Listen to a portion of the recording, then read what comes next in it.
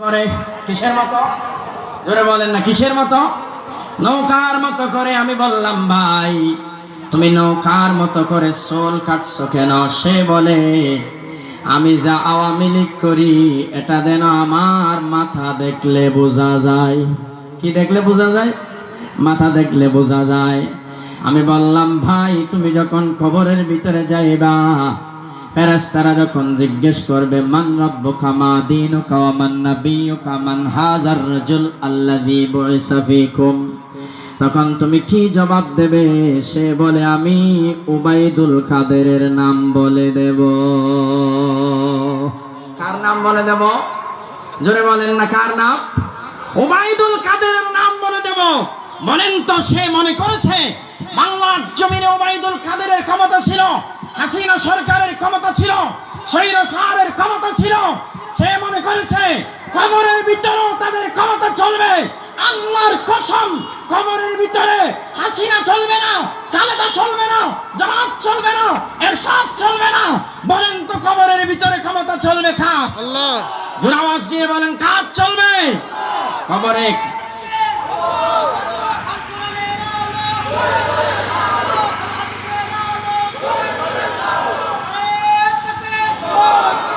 মাশাআল্লাহ। আল্লাহ আমাদের সবাইকে কবুল করুক, আমিন বলেন। বলেন, কবরের ভিতরে ক্ষমতা চলবে কার? আরো জোরে বলতে হবে, ক্ষমতা চলবে কার? আল্লাহর ক্ষমতা চলবে। সেখানে উবাইদুল কাদের, হাসিনা সরকার, খালেদা সরকার, জামাতের সরকার, এরশাদের সরকার, কারো ক্ষমতা কবরের ভিতরে চলবে না। বলেন তো, কোরআন আছে যেখানে, আমরা সেখানে আছি না নাকি নাই? আরো জোরে বলেন না, আছি না নাকি নাই? কোরআন আছে যেখানে, আমরা আছি সেখানে, ঠিক কিনা বলেন? কোরআন নাই যেখানে, আমরা নাই সেখানে, ঠিক কিনা বলেন? আমরা ক্ষমতা চাইবো বাংলার জমিনে, কোরআনের রাজ কায়েম হোক। আমরা চাই কি চাই না? জোরে বলেন, চাই কি চাই না? আল্লাহ আমাদের তৌফিক দিক, আমিন বলেন।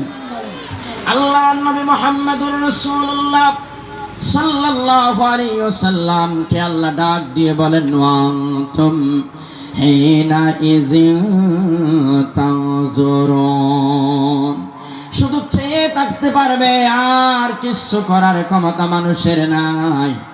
আল্লাহ নবী বলেন, পাশে বসে বসে গল্প করিও না, কোরআন তেলাওয়াত করো।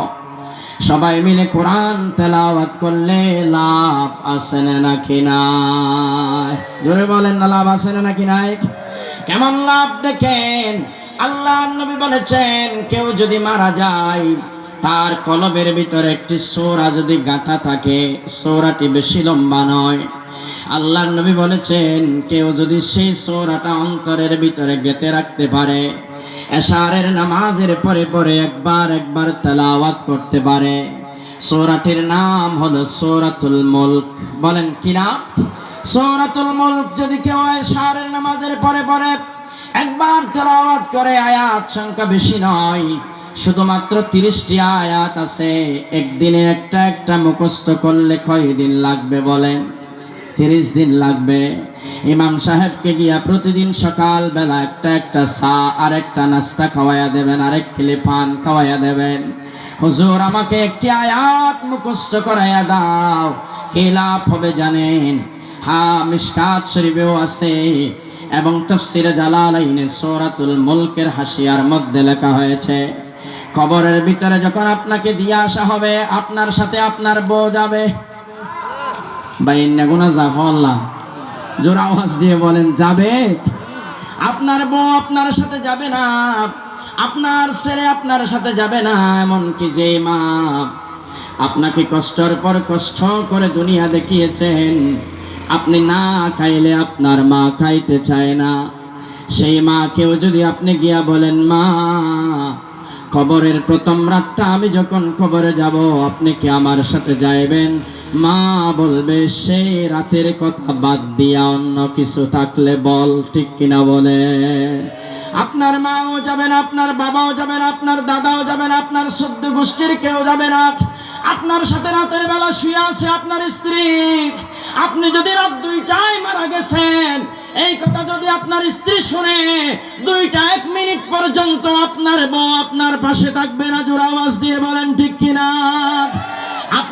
যা পারেন তা আপনার স্ত্রীকে এনে খাওয়ান, সেই তো আপনার পাশে থাকবে না। আল্লাহর নবী বলেন, এমন কবরে যখন আপনি চলে যাবেন, এশারের নামাজের পরে যখন আপনি সূরা মুলক তেলাওয়াত করতেন, আপনাকে কবরের ভিতরে দাফন করে সবাই চলে আসবে। আল্লাহর নবী বলেন, সূরা মুলক যদি আপনি তেলাওয়াত করতে থাকেন বা আপনার যদি মুখস্থ থাকে, আল্লাহর নবী বলেন আল্লাহ আপনার সঙ্গে কবরের ভিতরে সূরা মুলককে একজন ফেরেশতা বানাইয়া রেখে দেবে। জোরে আওয়াজ দিয়ে বলেন আল্লাহু আকবার।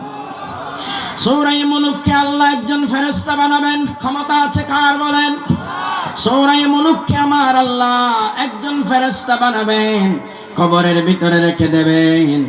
মুনকার নাকির ফেরেশতা কবরের ভিতরে আসতে চাইবেন, ঢুকতে চাইবেন, মাথা দিয়ে ঢুকতে চাইবেন। সূরা মুলক নামক ফেরেশতা ডাক দিয়ে বলে, মাথা দিয়ে ঢুকতে পারবি না, কারণ এই মাথা দিয়ে চিন্তা করে করে আমি সূরা মুলককে তেলাওয়াত করা হয়েছে। আল্লাহু আকবার বলেন। পা দিয়ে ঢুকতে চাইবে, পা বলবে না। এশারের নামাজে দাঁড়িয়ে দাঁড়িয়ে এই পার ওর বর দিয়ে দিয়ে এই বান্দা আমি সূরা মুলককে তেলাওয়াত করেছে। জোরে আওয়াজ দিয়ে বলেন আল্লাহু আকবার। হাত দিয়ে ঢুকতে চাইবে ফেরেশতা, তখন ফেরেশতাকে সূরা মুলক ডাক দিয়ে বলবে, এখানে আসতে পারবা না, এখানে আসিও না, কারণ এখানে 3.5 হাত কবর করা হয়েছে লম্বা। আমাকেও এখানে ঢুকিয়ে দেওয়া হয়েছে, একজন মুর্দা ভাইকেও ঢুকিয়ে দেওয়া হয়েছে। আমরা দুজন আড়াআড়ি ভাবে এই কবরে আছি, তোমরা ঢুকতে পারবা না, এখানে জায়গা নাই। মিশকাত শরীফের হাদিসের ভিতরে বাবু ইসবাতি আযাবিল কবর নামক মিশকাত শরীফের ভিতরে একটি চ্যাপ্টার আছে। ওই চ্যাপ্টারের ভিতরে বলা হয়েছে ফেরেশতারা ডাক দিয়ে বলবে আল্লাহকে, আল্লাহকে ডাক দিয়ে বলবে, আল্লাহ কি খবরে আপনি আমাদেরকে পাঠালেন? এই বান্দাকে প্রশ্নই করতে পারি না। ভিতরে নাকি সূরাতুল মুলক নামক তাবারাকাল্লাযী নামক সূরা নাকি ভিতরে আছে। আল্লাহর নবী বলেন, আল্লাহ ডাক দিয়ে বলবেন, ফায়ুনাদি মুনাদিম মিনাস সামা। আল্লাহু আকবার বলেন। ডাক দিয়ে বলবেন কে? আল্লাহ ডাক দিয়ে বলবেন, ফায়ুনাদি মুনাদিম মিনাস সামা। আসমান থেকে আল্লাহ সরাসরি ডাক দিয়ে বলবেন, সাদাক্তা আবদি, আমার বান্দা তো সত্য বলেছে।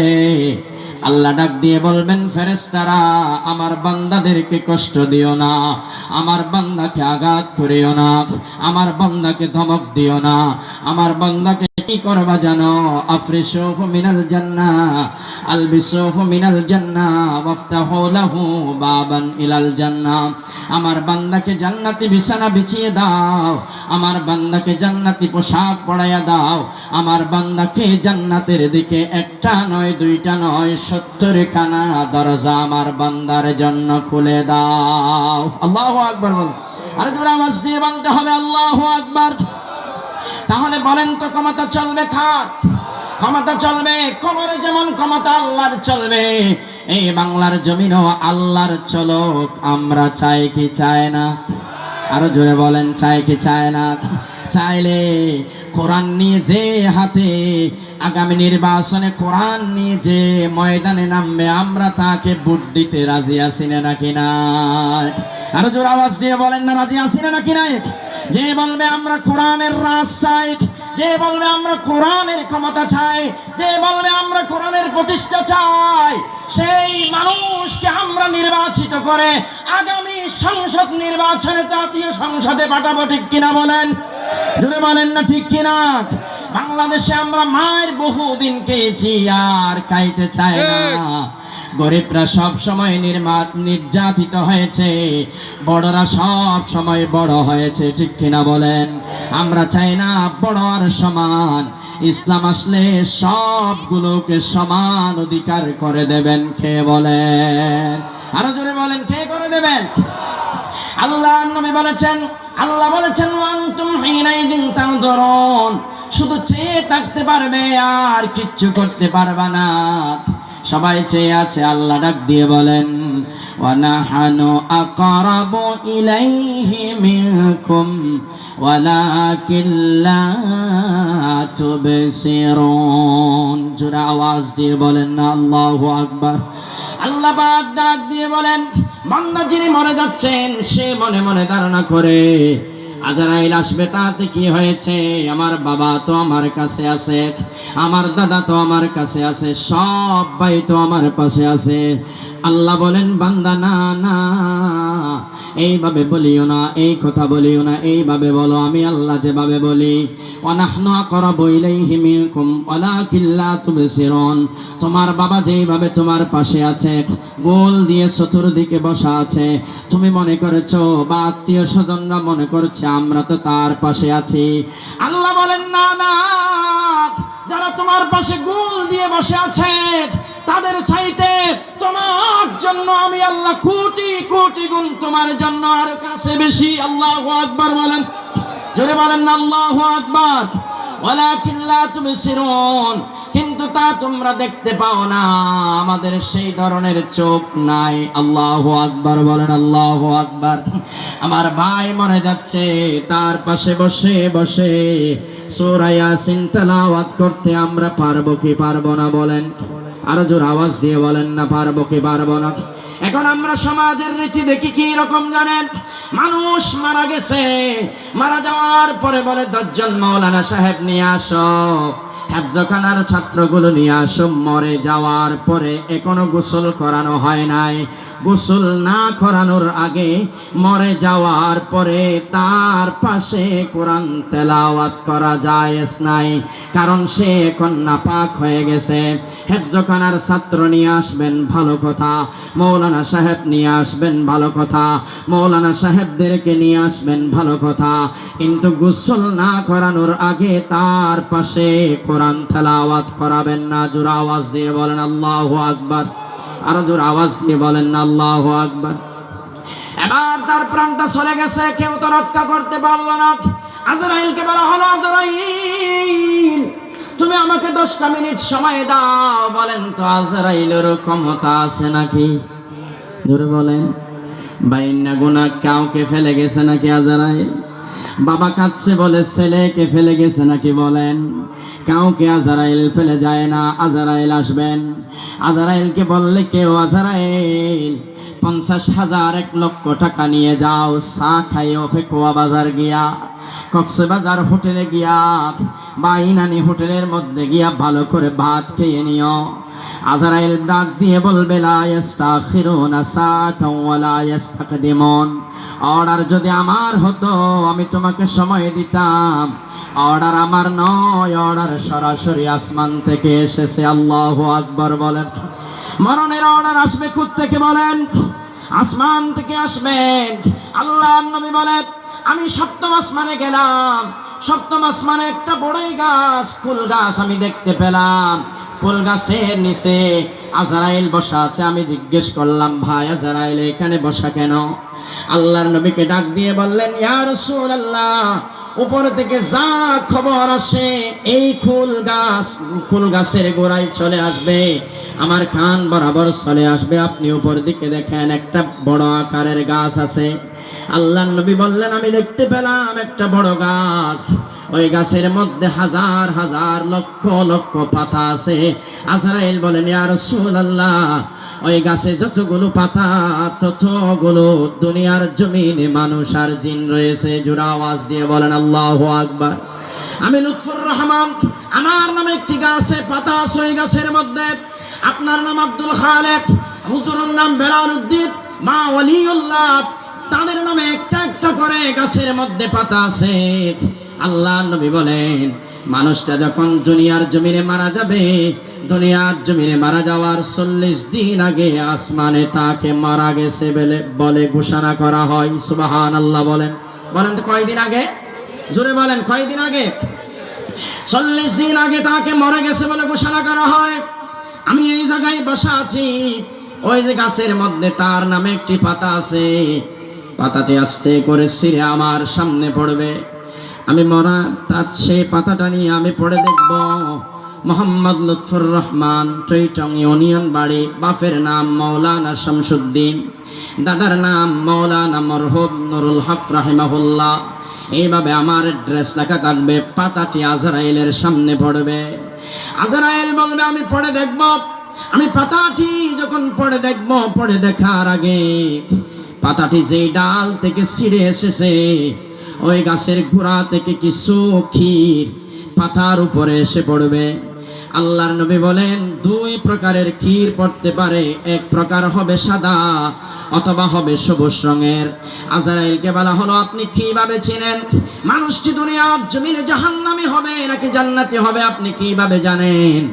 আজরাইল বলেন ইয়া রাসূলুল্লাহ আমি জানি যদি পাতাটি আমার সামনে এসে পড়ে, ওই গাছের পাতা যেইখানে ছিল সেইখান থেকে যদি সাদা রঙের কতগুলো ক্ষীর পাতার উপরে যদি এসে পড়ে, আমি ধরে নেব এই মানুষটাকে আমার আল্লাহ জান্নাতি বানিয়ে দিয়েছেন।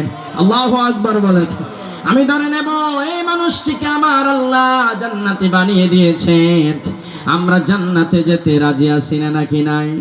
আরো জোরে বলেন না আছি না নাকি নাই? আবার আল্লাহর নবীকে বলা হলো ইয়া রাসূলুল্লাহ পাতাটির উপরে যখন সবুজ রঙের ক্ষীর এসে পড়বে, আমি ধরে নেব এই মানুষটাকে আমার আল্লাহ জাহান্নামী করে দিয়েছেন। জোরে আওয়াজ দিয়ে বলেন না নাউযুবিল্লাহ। আমরা কেউ জাহান্নামে যেতে রাজি আছি? আরো জোরে বলেন না রাজি আছি? জাহান্নামে যেতে রাজি নাই। আল্লাহর নবী মুহাম্মদুর রাসূলুল্লাহ সাল্লাল্লাহু আলাইহি ওয়াসাল্লাম বলেন মানুষটি যদি জাহান্নামী হয়, আজরাইল দুনিয়াতে আসার সময় তার জান কবজ করার সময় কয়েকজন ভয়ঙ্কর চেহারার ফেরেশতা নিয়ে আসবে। নাউযুবিল্লাহ বলেন। প্রত্যেকজনের হাতের মধ্যে কাশি থাকবে। আল্লাহর নবী বলেন মানুষটি মরণাপন্ন হয়েছে, তার পায়ের কাছে এসে আজরাইল বসে থাকবে, ডাক দিয়ে বলবে